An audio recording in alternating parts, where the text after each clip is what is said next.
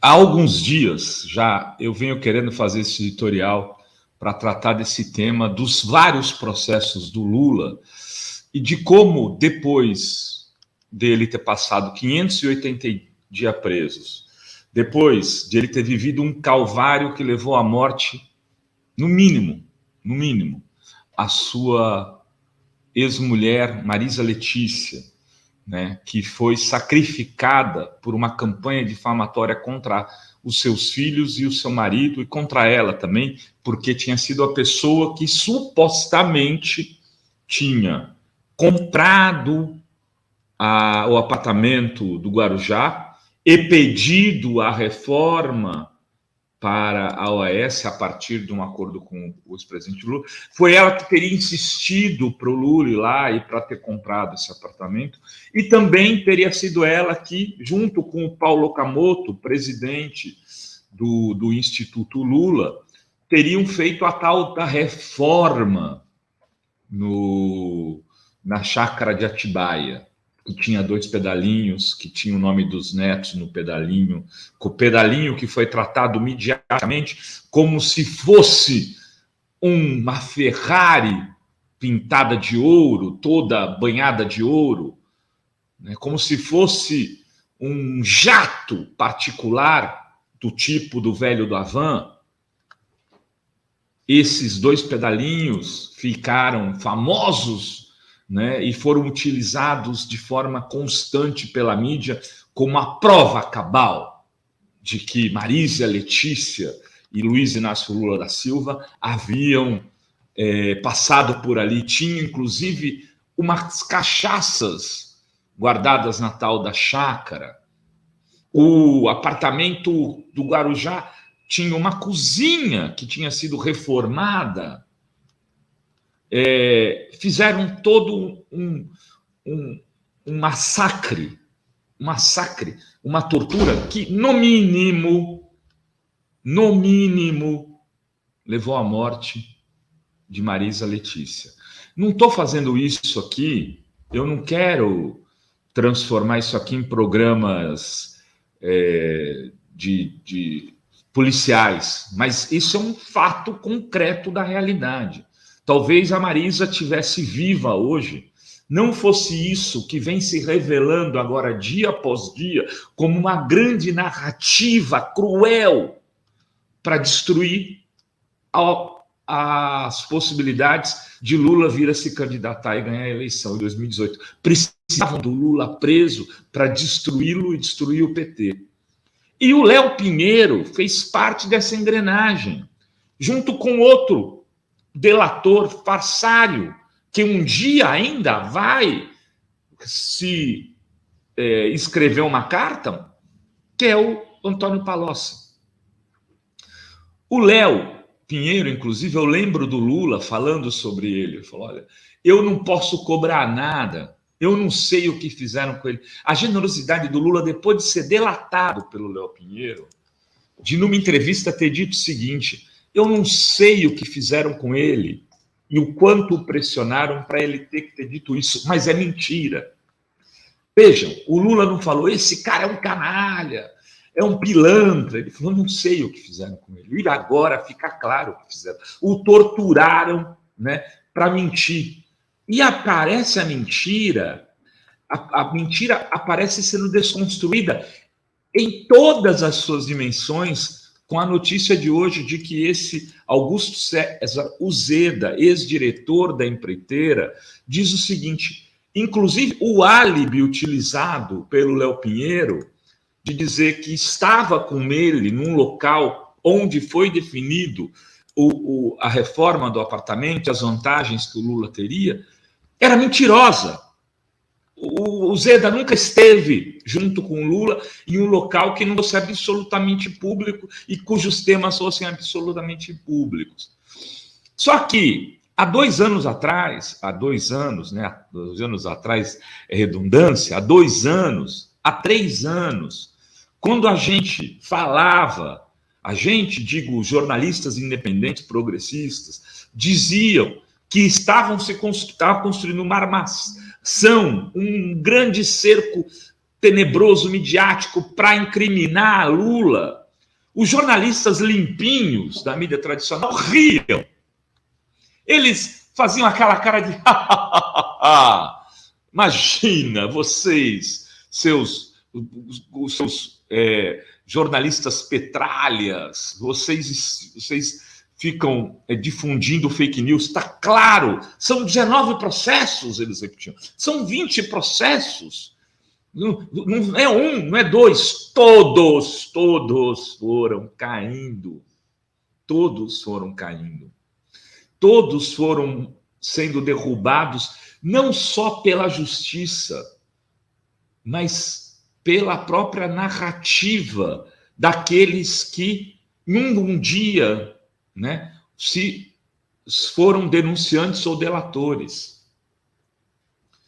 Esses jornalistas e essa mídia patética brasileira não vai pagar nada, vai ficar tudo por isso mesmo, não vai ser cobrada publicamente. Esses caras não vão vir fazer a autopenitência, não vão vir dizer eu dizia, né, como muitos deles se gabavam de dizer, a turma que diz que foi golpe, nossa turma dizia que tinha um golpe. Nossa turma dizia que o processo era uma grande cafajestagem. Nossa turma defendia a inocência do Lula porque não é porque gostava do Lula, mas porque não havia elementos cabais de que ele tivesse cometido qualquer tipo de crime. E tudo isso vem sendo demonstrado dia após dia, como nesta última matéria da Bela Megali, de O Globo, que o jornal que foi um das engrenagens desse grande massacre midiático contra Luiz Inácio Lula da Silva, né, que, no mínimo, repito, levou à morte de Marisa Letícia. E não digo nada, olha, às vezes tem coisas que não dá vontade, você fica até sem graça de dizer, mas eu sempre me pergunto, será que o menino, o neto do Lula, teria morrido se o Lula estivesse aqui? Será que ele não tomaria, porque a família estava absolutamente fragilizada, foi para um hospital que cometeu, ao que tudo indica, um erro médico no atendimento do Sandro. Será que com o Lula e a família minimamente organizada, o Sandro não teria sido atendido em outro lugar? Parece, é uma coisa que não é bonito revisitar, mas que eu sempre me pergunto se não seria outro destino do menino Sandro, né, do neto do Lula, porque eles destruíram a família inteira e deixaram sem condições sequer de talvez ter um plano médico melhor para poder atender nas necessidades das crianças, ou seja, os membros dessas famílias. Será que o Vavá teria morrido? Né? Então, não foi pouca coisa o que fizeram com Lula. E não foi pouca coisa com Lula e com os seus familiares.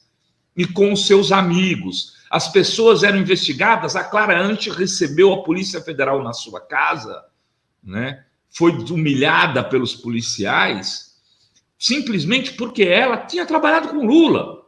Não havia nada contra a Clara Ante. O Eduardo Guimarães, nosso colega da blogosfera, foi incriminado porque tinha feito uma matéria dizendo que o Lula ia ser alvo de prisão pela equipe do Moro, quando era verdade, e por ser verdade, a Polícia Federal foi lá e queria saber quem tinha dito, como se ele fosse obrigado, e obrigou a falar, e talvez até hoje as pessoas que passaram informação para o Eduardo Guimarães estejam sofrendo com isso. Eu nunca mais soube do rapaz e da menina que passaram informação para ele, em que situação estão hoje. Percebam, havia uma cumplicidade da mídia com toda essa nefasta operação que massacrou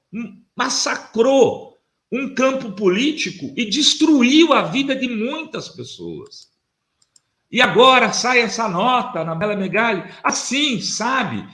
Vai virar Jornal Nacional, vai virar especial, vai ter aqueles canos de onde saía dinheiro da operação, vai sair a justiça feroz, ou vai ter alguma metáfora para mostrar como a mídia e a justiça agiram contra essas pessoas?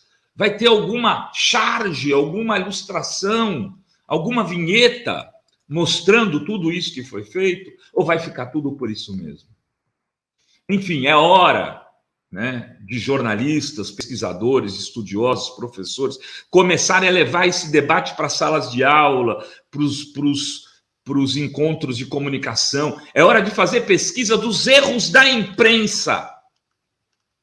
Também, não só da justiça, dos erros da imprensa nessa operação que levou à destruição de vidas para poder destruir o PT e o ex-presidente Lula. Isso não pode ficar barato. A história tem que ser recomposta nessas questões. E aí é preciso saber quem estava do lado certo da história e quem estava do lado errado da história.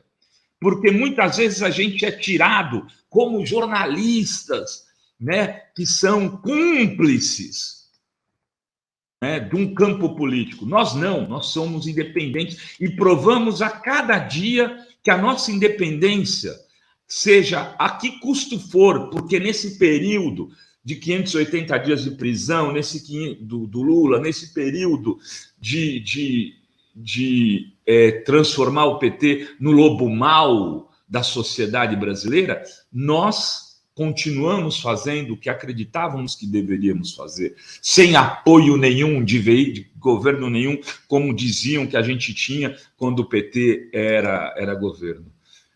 Então, é hora de fazer a prova do 9 da mídia brasileira. Esse caso é um caso simbólico, esse caso do Léo Pinheiro, de que tem que ser feita uma enorme daqueles porta-vozes, né, do lavajatismo e do quanto eles foram protagonistas dessa ação nefasta que destruiu boa parte da economia brasileira, mas também muitas vidas.